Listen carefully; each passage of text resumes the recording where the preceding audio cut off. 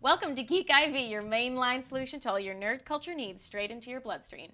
You'll be fit and in tip-top shape in no time. Well, for a geek. I'm your spirit guide, Claire McCrae, and this is our special guest today, Rory Nachbar. Hi, Rory. Hi, Claire. All right, let's open up first with our up-to-date report, new and nerd-worthy, to give you the latest scoop on what's cooking. So obviously the first thing we have to talk about is The Hobbit, Desolation of Smaug. I'm sure you have many feelings on that.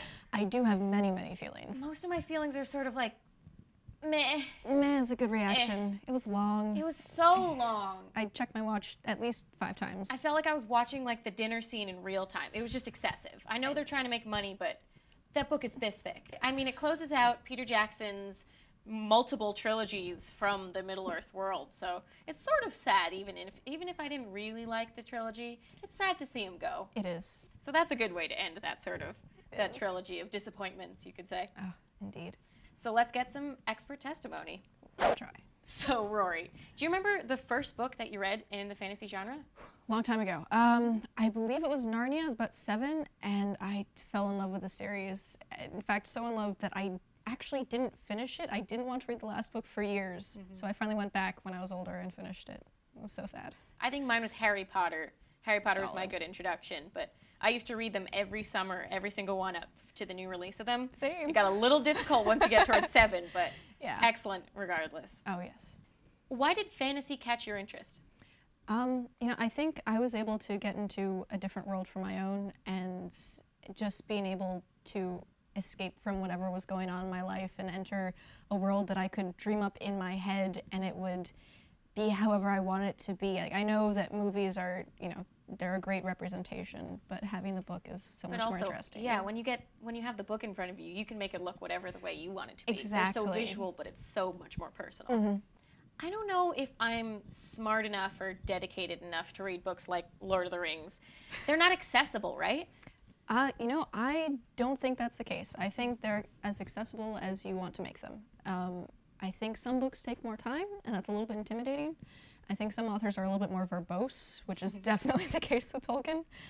But I think ultimately there are so many more rewarding aspects of the book that it's, I mean, Aragorn and Gimli. Gimli has so much sass that you do not see in the movie, and Legolas rolls his eyes so many times, and it's perfect. I also feel like you get out what you put in. So if you need to give that extra effort to be able to make it through the book or make it through certain sections that are tougher to understand than others, I feel like you get more out of it in understanding if you really do make it over that obstacle. Yes.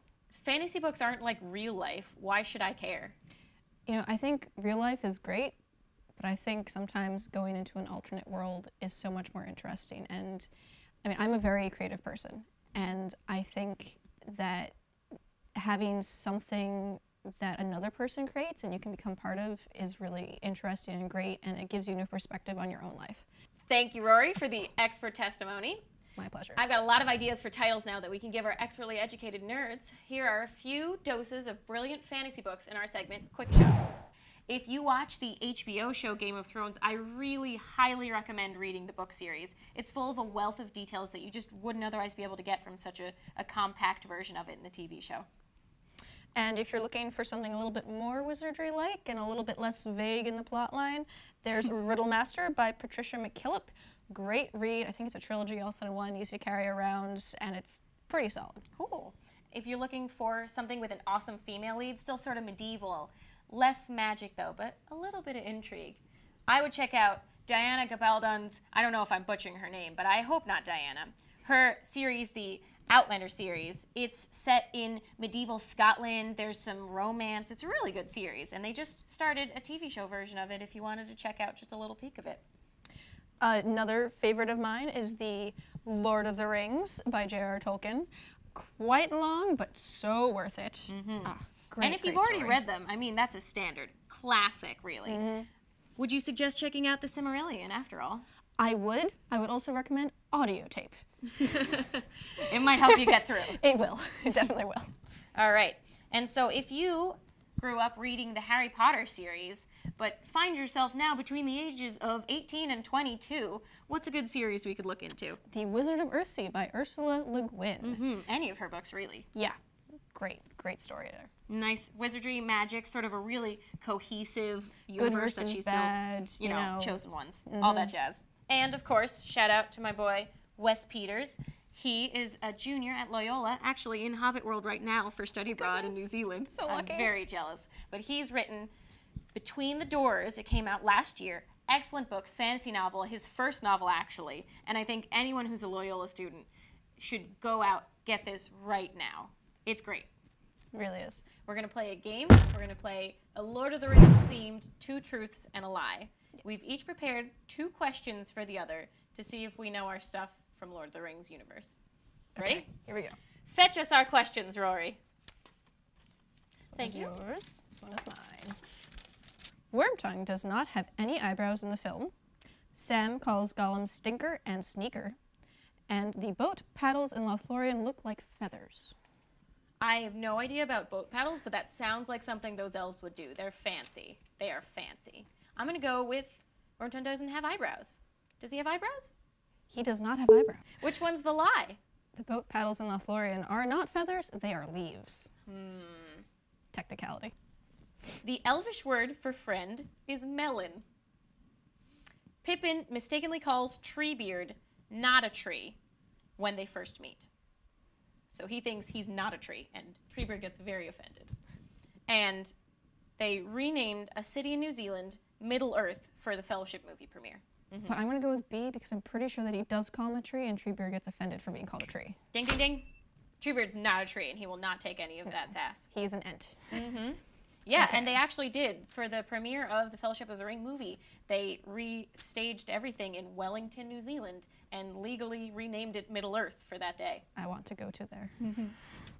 All right, hit me. All right. Pippin looks into the Palantir and sees the Dark Lord and gets overpowered and whatnot. Gollum, and what? Gollum is related to hobbits, and Gandalf solves a riddle to enter Moria. Gandalf solves a riddle. As the lie. As the lie. You are correct! Yeah.